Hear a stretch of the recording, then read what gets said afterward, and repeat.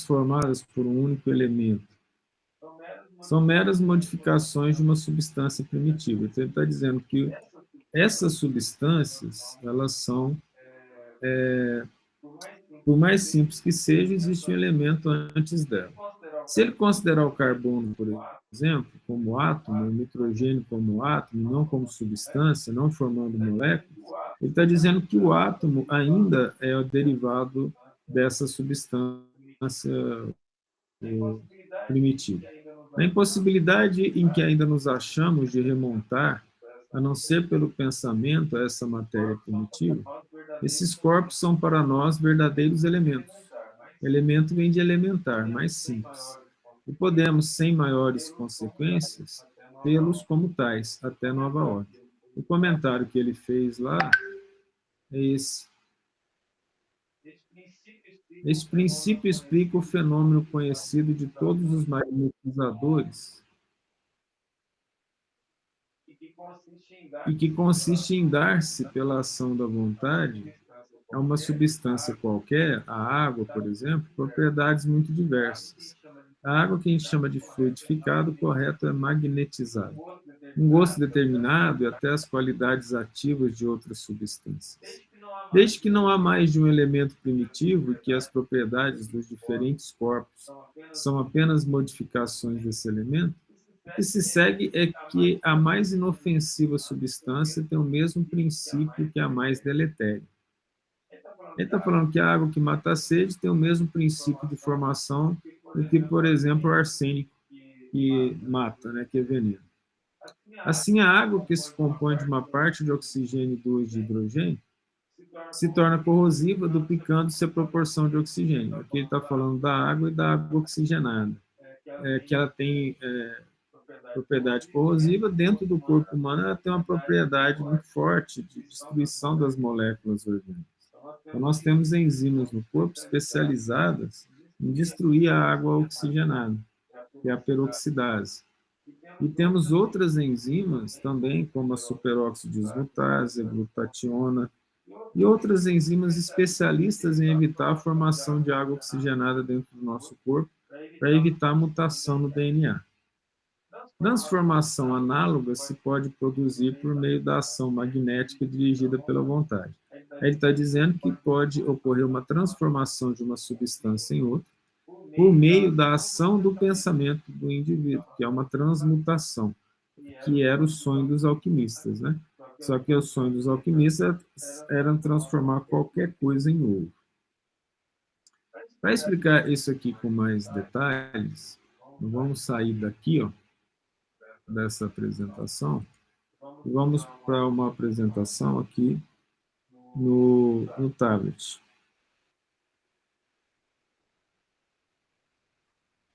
Nessa apresentação no tablet, a ideia aqui é mostrar como é que essa coisa funciona hoje em dia. Vou explicar Não isso. estamos vendo. Não consegui jogar isso aqui, porque agora vocês vão ver o tablet. Quer ver? Agora tá vendo, né? Então, vamos lá. O que a gente sabe que existe hoje? Naquela época do Kardec, veja só, o Livro dos Espíritos foi publicado em 1857. Sabia-se naquela época que a matéria tinha propriedades elétricas e magnéticas. Ora, em 1857, a prerrogativa da época era o átomo de Dalton, o átomo do chamado modelo bola de bilhar. O átomo de Dalton, ele foi publicado sobre ele em 1808, mas em 1803 já tinha informações, já tinha elaborado a teoria. Dalton foi um professor de química do ensino médio que fez essas teorias, e ele estudou o daltonismo, né, que é aquela mudança, variação de como enxergar cores, por isso que foi chamado daltonismo, que ele estudou isso em detalhes. O que era esse átomo de Dalton? Esse átomo de Dalton, ele era definido como pequenas bolas indivisíveis. E ele chamou de bolas de bilhar. Qual que é a diferença desse átomo com aquele de Leucipo e Demócrito no século IV a.C.? Ora, a diferença é que aquilo lá foi especulação pura. Esse átomo aqui do Dalton ele foi baseado nos trabalhos de Thomson e nos trabalhos de Lavoisier, que falou na natureza nada se perde, nada se cria, tudo se transforma. Ele foi baseado em dados, em fatos. Isso aí torna esse um modelo atômico científico, diferente do Leucipo e do Demócrito, que era apenas especulação mental. É mais ou menos assim, ó, vou explicar, baseado em fatos aqui. Você tem uma molécula formada por dois átomos, duas bolinhas. Aí você vai somar e fazer uma reação com essas moléculas. Vou fazer uma molécula amarela, que tem duas bolinhas também. Então, o que acontece? O que é uma reação química? Esses átomos vão ser rearranjados. Veja que, de acordo com a teoria de na natureza nada se perde, nada se cria, tudo se transforma, isso aqui é verdade, porque se a gente der qualquer valor de massa para esse átomo, a massa não se modifica, então não se perdeu matéria na natureza na reação. As substâncias são diferentes, mas não houve alteração. Então, baseado nessas leis demonstradas de Lavoisier, lei das proporções fixas de Prost, não de Thomson, Thomson é outro, cara. Eu falei errado. Thomson é o do modelo atômico pudim com passas. Então, foi baseado nessa coisa simples. O que esse átomo não mostrava? Não mostrava essa bolinha. Eletricidade, e eletricidade existia. E se a matéria tinha eletricidade, o átomo também tinha que ter eletricidade. E o que ele não mostrava? Não mostrava propriedades magnéticas. O que é propriedade magnética? Aquela propriedade do ímã. Então o pessoal já desconfiava que esse átomo aqui não estava funcionando, não. Assim, o modelo dele precisava ser substituído, mas não tinha evidências científicas. Então a ciência fica parada. Fica ali, ó, tá errado. Alguém tem algo melhor? Não. Então, por enquanto, esse serve. A ciência tem essa bobagem. Daí que nasceu aquela história de que quando um cientista escala a montanha e chega no topo, encontra um filósofo sentado. Que é o caso depois de 2.200 anos depois que Demócrito e Leucipo, os filósofos sentados em cima da montanha, falar da existência de átomos, vem a ciência, gasta esse tempo todo e fala, ainda mesmo assim, ainda não consegue definir bem. Então, isso é a ideia que tinha em 1857. Nós já sabia que existia eletricidade e que existia magnetismo, que essas funções de ímãs. Aí, vamos pular um tempo, mas o elétron foi descoberto e depois o Rutherford fez o experimento dele, o Bohr tornou o átomo quântico. No fim das contas, nós temos o átomo, até hoje, isso aqui nós devemos ao Rutherford, formado de duas partes, um núcleo e uma eletrosfera. Esse núcleo do átomo, sabia-se que tinha um núcleo por evidências científicas, e essa eletrosfera. O Rutherford conseguiu publicar um trabalho em 1911, em que ele mostra que a distância entre o núcleo e o elétron é de uma ordem de grandeza que é como se fosse uma bola de futebol no Maracanã e o elétron estivesse girando em torno do Maracanã, tamanho espaço vazio que teria entre o núcleo e a eletrosfera. Esse núcleo não se sabia o componente dele ainda. Mais tarde que foi se descobrir que esse núcleo era formado por algo que eles chamaram de prótons com carga positiva e nêutrons de carga neutra. Para você ter ideia, o nêutron foi descoberto por um cara chamado Chadwick em 1932. E a eletrosfera feita de elétrons. O elétron já tinha sido descoberto, a massa dele já tinha sido considerada desprezível, de tão pequena. E um cara chamado Millikan, em 1911 também, demonstrou a carga do elétron, que era uma carga negativa e o valor dela. Então, isso é o que se sabia Em 1932, olha só, quase 100 anos depois do Allan Kardec, o átomo era isso aqui. Aí o que nós podemos concluir que Kardec, os espíritos estão falando com Kardec? Fala assim, não, então a parte menor da matéria são os elétrons, olha aqui. E o átomo, a palavra átomo vem de indivisível, né? Aquele que não se pode dividir. No momento que você descobre o elétron, ele já tem partes, então ele é divisível em partes. Né? Aí depois se estuda o núcleo, observa que o núcleo é formado de prótons e nêutrons. Mas aí o que chega a assustar depois, na década de 60, é que os prótons e os nêutrons também são feitos de partículas menores, chamadas quarks. Eles são formados por duas partículas dos quarks chamadas up e down. 6 quarks foram descobertos, up, down, charme, strange, top e bottom. Também tem partículas, 3 partículas cada, subpartículas menores, chamada up e down. Depois disso, se descobre uma quantidade imensa de moléculas, principalmente na década de 70, em que se descobrem, por exemplo, pequenas partículas da ordem de massa do elétron, que são os neutrinos, os muons, os tauons, vou ficar colocando nome, mas não. Os bósons, falei que eu parar de colocar nome, estou dando nome ainda. O famoso é o bóson de Higgs, chamado partículas, a partícula de Deus. Mas aí o que significa isso? Tudo isso aqui são derivados de análises espectroscópicas, de emissões vindas das estrelas, do universo. Ou seja, hoje nós temos uma teoria da matéria cheia de partículas, muitas partículas. Então, hoje, nós estamos mais perto de compreender o que os espíritos falaram em 1857 para o Kardec. Muitas partículas. Mas nós ainda não sabemos qual é a partícula elementar. É que você me entende? Porque nenhuma delas ainda foi descoberta como formadora de todas as outras. Talvez isso seja até menor do que essas que são consideradas de massa desprezível. Então, olha só, o próton e o nêutron, a massa deles é da ordem de 10 a menos 31 quilos.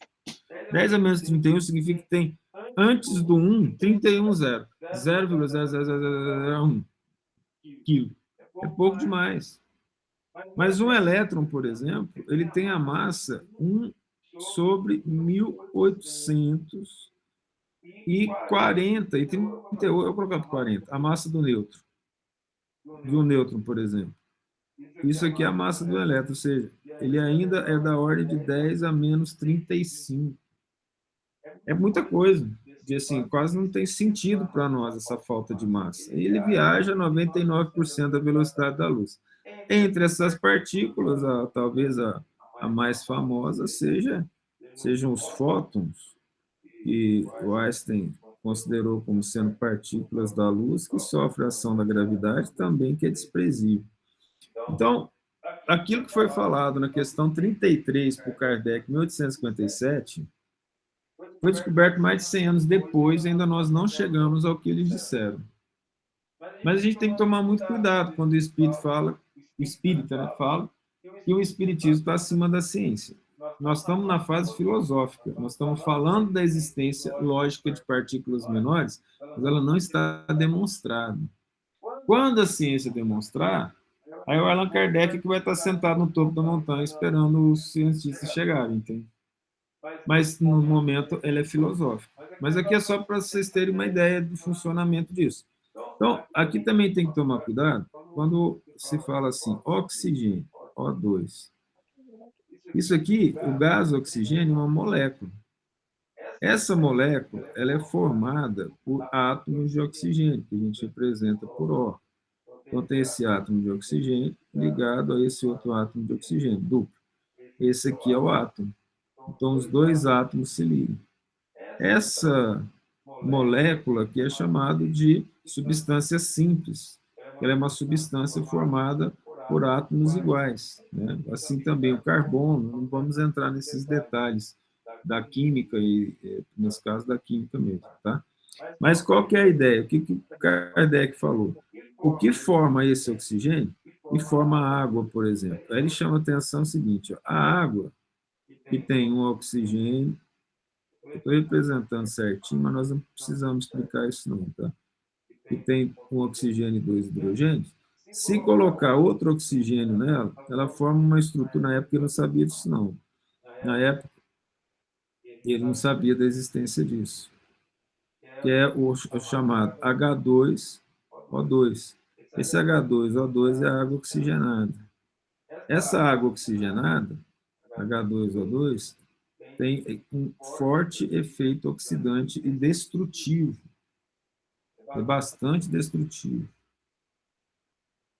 Então, o que ele falou assim, como que os átomos são interessantes, moléculas são interessantes? Basta você mudar a proporção de um oxigênio e aquilo que mata a sede se torna destrutivo. Então, é isso que o Kardec falou de modo geral, com conhecimento que na época não existia a respeito disso. Né? Os conhecimentos eram bem precários. Mesmo assim, a ideia de uma molécula, de uma substância primitiva, ainda não existe na ciência. Não foi comprovado em momento nenhum, que existe uma partícula, até esse momento das leituras que a gente fez, que essa partícula é capaz de se juntar e formar neutrinos, bósons, muons, fótons, tauons, elétrons, up, down, top, bottom, charm, strange, proton e nêutron. Nós não temos isso. Não existe, isso ainda não passou pela cabeça do cientista, não tem nenhuma teoria falando sobre isso até o momento. Tá? Então, essa substância primitiva, teoricamente, ela ainda não existe na cabeça do cientista nem como hipótese. Isso é uma coisa nossa. Tá? Tudo bom? Tranquilo? Então vamos a algumas informações científicas importantes. A água, essa molécula de água aqui, vou colocar até de outra cor esses elétrons, ela tem uma alta capacidade de absorver um tipo de energia que nós desconhecemos, por exemplo, eletricidade. Então, digamos que as moléculas de água estejam espalhadas aqui, ó, nesses dois quadradinhos, tá? O que acontece, e tem evidências científicas disso, eu já li um artigo sobre isso, é que quando elas são magnetizadas ou um ímã é colocado perto dela, elas ficam todas organizadinhas assim. Vou colocar mais uma aqui para dar 10. Então, elas ficam organizadinhas. Essa é água imantada, não é água magnetizada, fluidificada. E isso aqui parece gerar propriedades magnéticas, porque foi o ímã que determinou isso. Então, a água tem propriedades magnéticas, ela fica mais organizada e menos caótica. Isso é estudo de física, em termos de análises da estrutura molecular com medições. Então, de fato, quando o espírita fala de água magnetizada, ela é magnetizada. Para nós, essas águas, elas existem no sentido de cura, tudo. Nada disso foi comprovado. A única coisa comprovada aqui é que elas imantadas, ou seja, colocadas num campo magnético, elas apresentam a propriedade de organização. Muda, altera alguma coisa, Thales? Oi? Altera alguma coisa, nada? Nada que a ciência consiga prever. A única coisa que a ciência consegue nos informar é isso. Elas ficam organizadas pelo efeito de um campo magnético.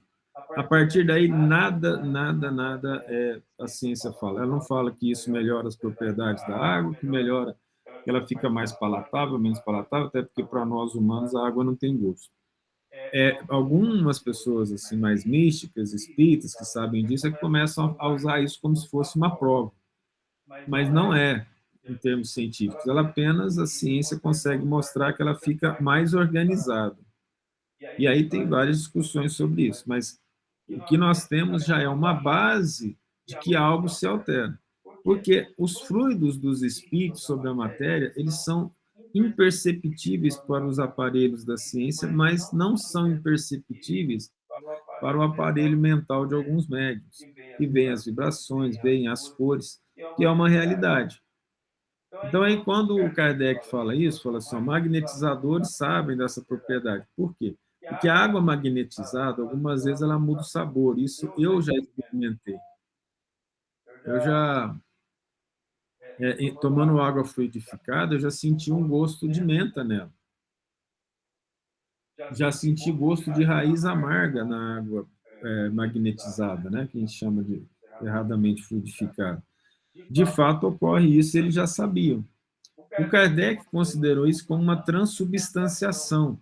Só que o André Luiz veio nos dizer que não é bem isso. É que os espíritos trazem esses, vamos dizer assim, essas substâncias e misturam com a água, como se fosse um extrato de uma raiz, extrato de uma folha. No próprio livro Nosso Lar, nós vamos ver isso, quando ele chama a enfermeira para ajudar com o marido da ex-esposa, e ela vai até a natureza e traz os extratos para colocar na água dele, ele começa a melhorar.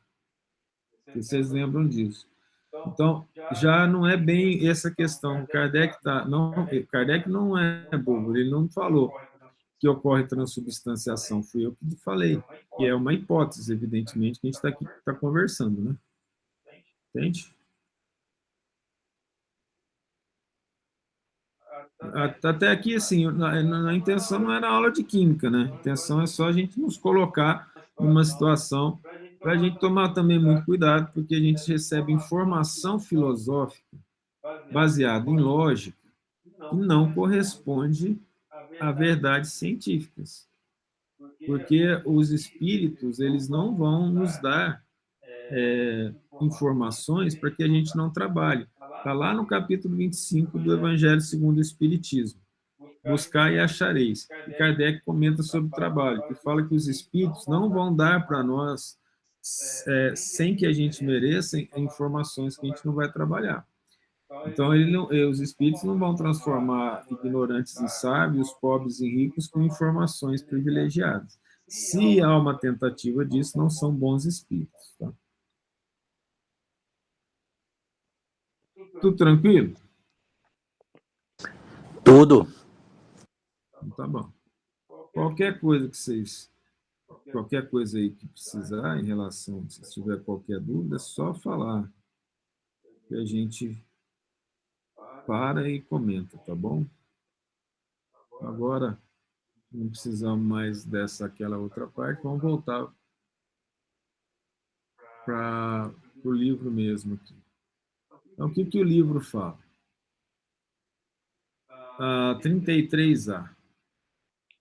Não parece que esta teoria dá razão aos que não admitem na matéria senão duas propriedades essenciais, a força e o movimento, entendendo que todas as demais propriedades não passam de efeitos secundários que variam conforme a intensidade da força e a direção do movimento? Kardec entrou numa situação que é discutida até hoje. Esse conceito que ele fala, que é um conceito não químico, é um conceito físico dado por Newton, que a matéria é força e movimento. Então, as propriedades dela. Isso você foge da química, porque você foge da estrutura. Você dá característica, você dá efeito, e não causa. Né? É acertada essa opinião. Falta somente acrescentar e conforme a disposição das moléculas. Aí o próprio espírito vem e chama atenção na falta da informação de estrutura, né? Como mostra, por exemplo, um corpo opaco que pode tornar-se transparente e vice-versa. Aí ele chama atenção de que a estrutura da matéria varia. O corpo opaco, ele não deixa atravessar a luz, o corpo transparente deixa. Isso acontece quando se aquece algumas coisas. A própria areia, né, quando aquecida, se transforma em vidro. A fórmula do vidro é praticamente a fórmula da areia, que é SiO2, que é a sílica, que aquecida a determinada temperatura e organizada se torna transparente. Aí ele está falando de coisas que não daria para desenvolver na época, mas a modificação da distância entre as ligações entre os átomos, a reorganização cristalina dele. São essas coisas que não dá para a gente ficar discutindo, porque já entraria em uma coisa mais avançada. bem mais avançada do que, por exemplo, não tem, acho que ninguém aqui formado em química ou física, para que a gente possa conversar sobre isso, e se conversasse, ficaríamos nós dois conversando sozinhos também, e não dá.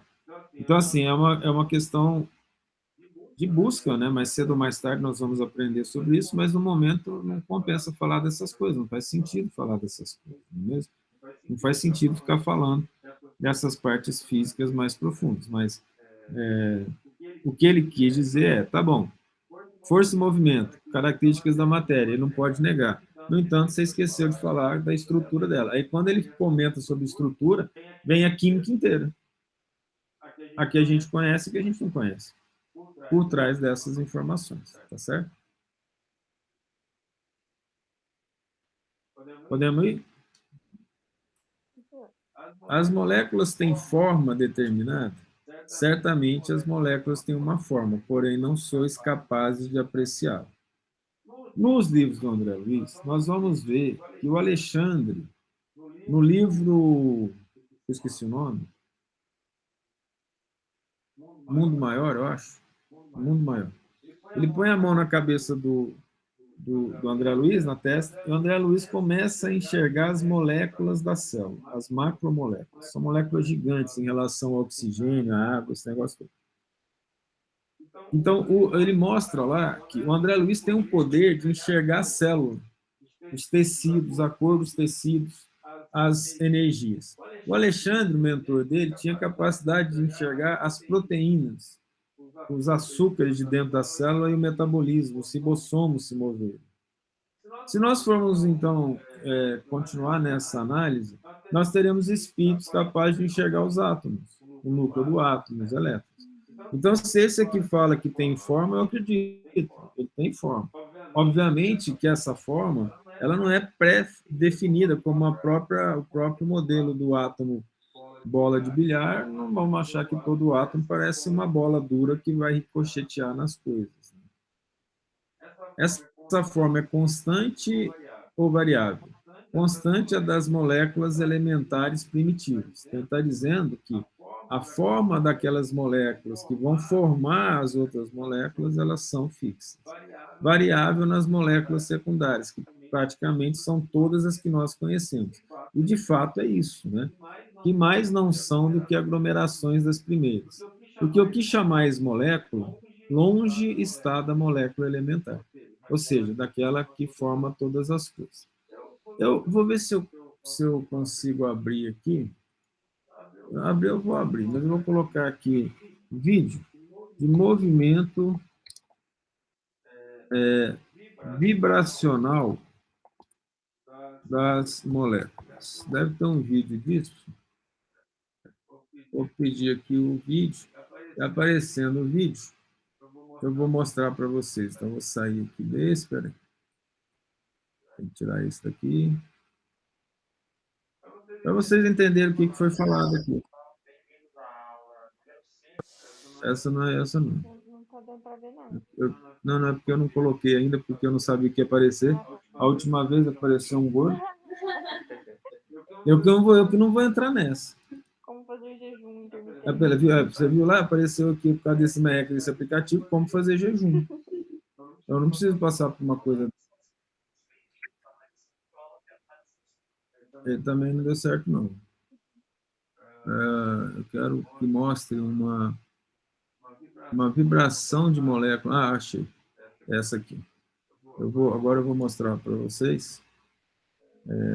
Rapidinho que eu vou jogar aqui para que a gente veja. É coisa simples, mas para vocês entenderem o que foi falado naquela época, que hoje a gente está começando a entender.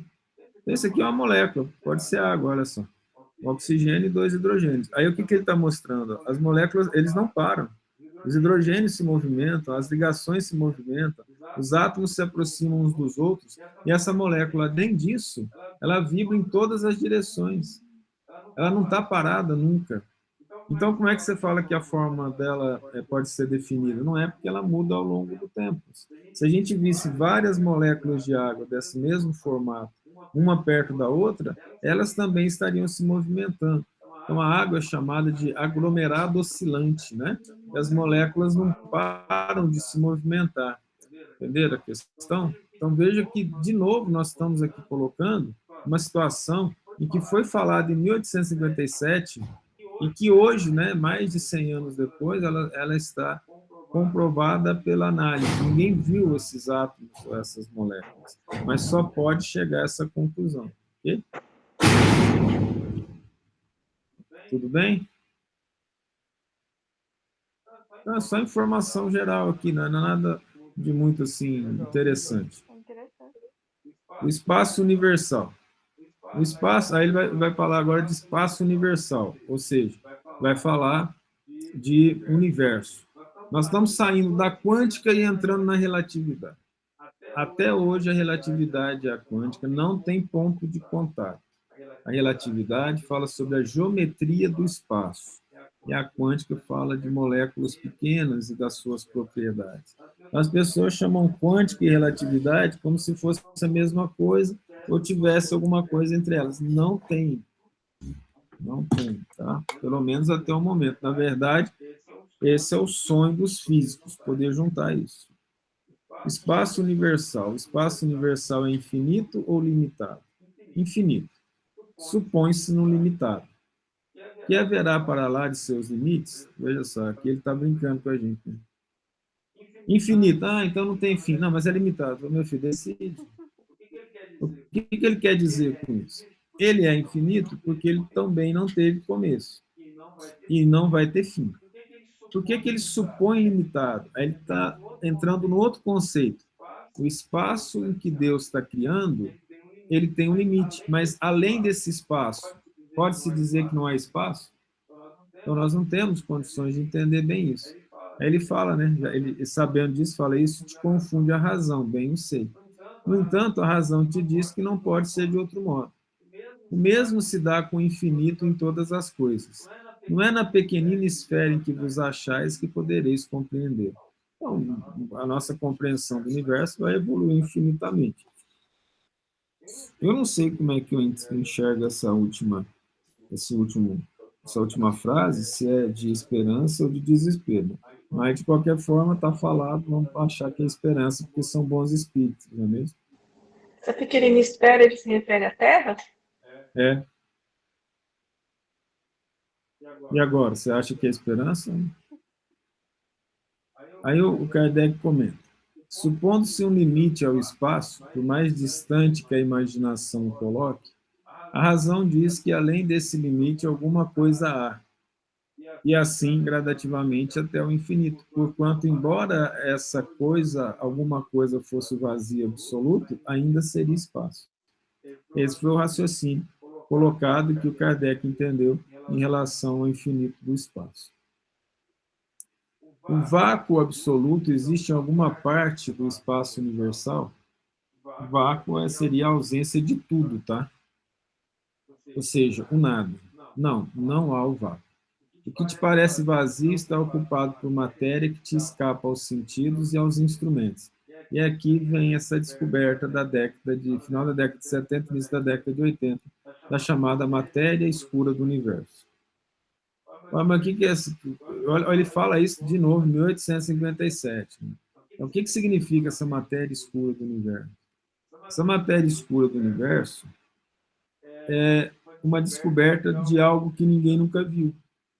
E muita coisa que a gente fala na ciência não foi vista também, até hoje. E como funciona isso? Eu explico. É mais ou menos assim. Pelas leis de Newton, já deve ter ouvido falar dele, pelas leis de Newton, então tem aqui, ó, o Sol, fiz o Sol preto, e em volta do Sol tem Mercúrio, Vênus, Terra, Marte, aí tem um cinturão de asteroides, Júpiter, deixa quieto. Aí o que acontece? Esses aqui são os planetas. Né? E esses planetas,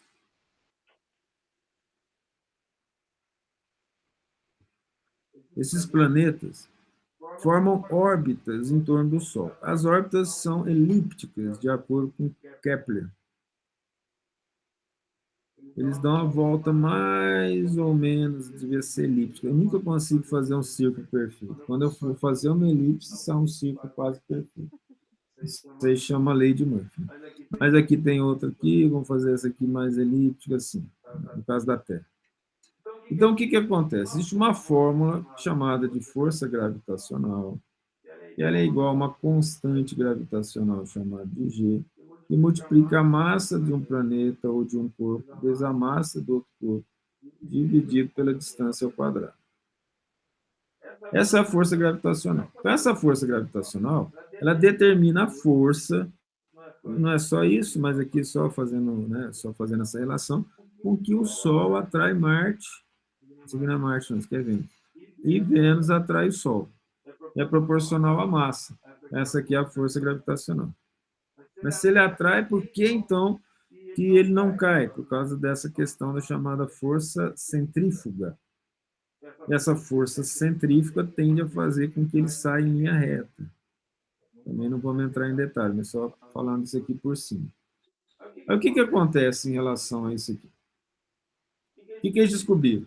Fazendo o cálculo da velocidade, tudo, então aqui, ó, o nosso Vênus tinha que correr em torno do Sol a uma velocidade maior do que aquela que a gente está vendo. Maior que a observada, de acordo com essa fórmula inicialmente dada por Newton. Então, o Vênus está meio lento. Aí ninguém vai falar assim, nossa, o planeta é da geração Z. Não, esse é um planeta que já existe faz tempo. Entendeu? Ele não é um planeta somente preguiçoso. É um planeta que está andando mais lentamente. Só que aí acontece com todos os planetas do Sistema Solar e com os outros sóis e as galáxias. Está todo mundo lento. Mas isso aqui está mostrando que matéria atrai matéria.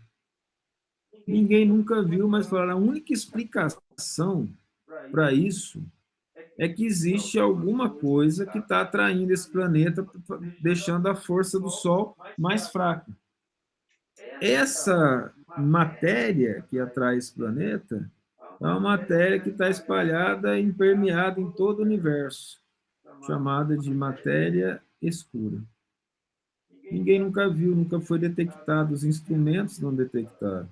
No entanto, ela é detectada indiretamente através da falta de previsibilidade dessa equação.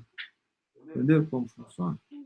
Pela teoria física de hoje, toda matéria se transforma em energia. Aí vem o Einstein. Energia é igual a massa vezes velocidade da luz ao quadrado. Até agora ninguém falou que essa fórmula estava errada e não foi nenhuma outra melhor apareceu. Então, para toda matéria escura, tem que ter uma energia escura para interconversão entre elas. Então, hoje sabe-se que mais de 70% do universo ele é feito de matéria e energia escura, sendo os últimos prêmios Nobel de Química nos últimos anos aqueles que estão estudando a matéria escura e a energia escura. Em 1857, eles falaram dessa matéria que a gente não vê, essa matéria que os nossos instrumentos não pegam, compreende? Mas ela existe. Então, são essas informações que a ciência nos prepara, nos mostra.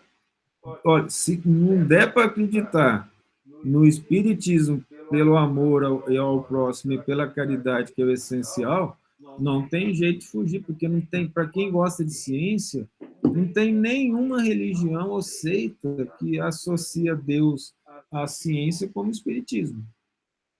Nenhuma. Ah, tem erro, mas as outras nem tentam. As que tentaram foi tipo a Igreja Católica querendo matar o Galileu, porque dizendo que a Terra o Sol que girava em torno da Terra, entendeu? Matar Jordano Bruno, assim, eles que tentaram, na verdade, queriam outra coisa. Então, a doutrina espírita traz uma base lógica, filosófica e científica muito acima de qualquer outra religião que associa Nosso Senhor Jesus Cristo, Deus e ciência. Então, isso é fato. O triste é que quando as pessoas se apegam somente à parte religiosa e se esquecem da parte moral, que é a mais importante. Porque qual que é a moral de tudo isso que nós estamos falando? A beleza da criação do Pai Celestial. que fez tudo pelo pensamento.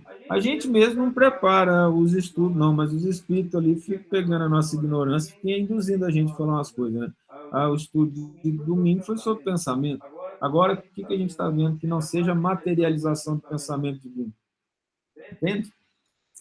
Essa situação nos mostra a beleza da criação, a grandeza de Deus, quanto nós somos pequenos, mas o quanto nós também chegaremos a saber mais. Então, aquela história da esfera pequenininha aqui está começando a me parecer que é mais esperança do que propriamente desespero. Tá?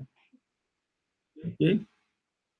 Olha, o que te parece vazio está ocupado por matéria que te escapa aos sentidos e aos instrumentos. Para quem tem amor no coração, isso aqui é uma profecia. Não é mesmo? Não acha, não? Obrigado pelas respostas maravilhosas, esses empolgantes. Sim, de uma hora para outra. Quem está aqui está mandando informação assim que ele não vê, mas tudo bem. Capítulo 3, da criação. Formação dos mundos, formação dos seres vivos, povoamento da terra, Adão, diversidade das raças humanas, pluralidade dos mundos habitados, considerações e concordâncias bíblicas concernentes à criação. Formação dos mundos. O universo abrange a infinidade dos mundos que vemos e dos que não vemos, todos os seres animados e inanimados, todos os astros que se movem no espaço, assim como os fluidos que o enchem. Aqui nós podemos hoje, modernamente, considerar a energia que o enche, que o envolve. Ele chamava de fluidos porque, na época, a energia não era definida fisicamente. Tá? Carlos, então, matéria escura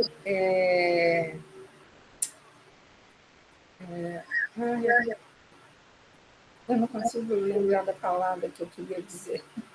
Vai falando que ela vem. Matéria escura seria o mesmo que... Fluido cósmico universal? Isso. Não, foi chute, não foi mediunidade. Não podemos falar isso, você acredita? Não. Talvez o fluido cósmico universal seja aquela substância primitiva que ele falou, mas não a matéria escura. Nada. Fico me questionando isso também. O universo foi criado ou existe de toda a eternidade como Deus? É fora de dúvida que ele não pode ter se feito a si mesmo. Eu tô sozinho ou vocês acham que ele foi irônico? Tá bom. Se existisse como Deus de toda a eternidade, não seria obra de Deus. Certeza que ele foi irônico. Então, na verdade, se o universo existe, ele foi criado. Se ele foi criado, foi Deus que o fez, mas nada o faria, né? Diz-nos a razão não ser possível que o universo se tenha feito a si mesmo, e que, não podendo também ser obra do acaso, há de ser obra de Deus. Se a gente quiser enlouquecer e não dormir à noite, é só a gente começar a ficar pensando o que era antes do universo. O que existia antes do universo? O que Deus estava fazendo? Será que ele estava na Bahia, na rede, com água de coco, pensando em como fazer o universo? Essas coisas não entrem nisso, é bobagem. Vamos orar pelo próximo, encher nosso coração de virtudes, amar profundamente e deixa que essas coisas venham aos poucos, não entre nessa bobagem, porque senão nós podemos ficar doidinhos. Como criou Deus o universo? Oi, Dani, pode falar.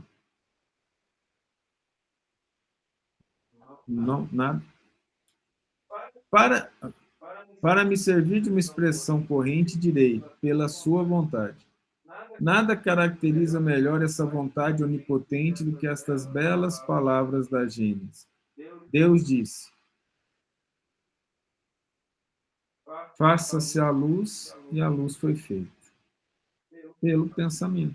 Nós falamos isso no domingo. O pensamento de Deus criou tudo, a vontade criou tudo, de uma inteligência que nós somos incapazes de compreender os mínimos detalhes. Nós temos uma ideia geral de Deus. Uma coisa dessa, em termos morais, não significa que deveria acabar com qualquer vaidade, que seja, qualquer prepotência, orgulho e egoísmo, né? Então, esses conhecimentos, mesmo científicos, quando entendidos com o coração também, ele gera sabedoria, humildade. Poderemos conhecer o modo de formação dos mundos? Tudo o que a esse respeito se pode dizer e podeis compreender é que os mundos se formam pela condensação da matéria disseminada no espaço. Isso aqui, de fato, foi dito num livro do René Descartes, em 1500 e... Não, no século XVII, né? Lá para 1600 e alguma coisa, em que ele fala que a matéria do espaço se condensa em vórtices, e esses vórtices formariam os planetas. É claro que depois falaram muito mal dele, mas os espíritos, interessantemente, eles vêm falar desses vórtices. Isso é interessante, né? Desses vórtices de formação de planetas. Mas a matéria está espalhada pelo espaço. Em dado momento, Deus decide condensar essa matéria para formar uma nebulosa. Essa nebulosa gigante, dela começa a se formar um centro maior, no meio, que é uma estrela, e em torno das estrelas formam-se os planetas. Isso é um fato que hoje, visto através dos telescópios, é concordante com isso que foi falado. Algo que dá a volta em si mesmo. Spin. Serão os cometas, como agora se pensa, um começo de condensação?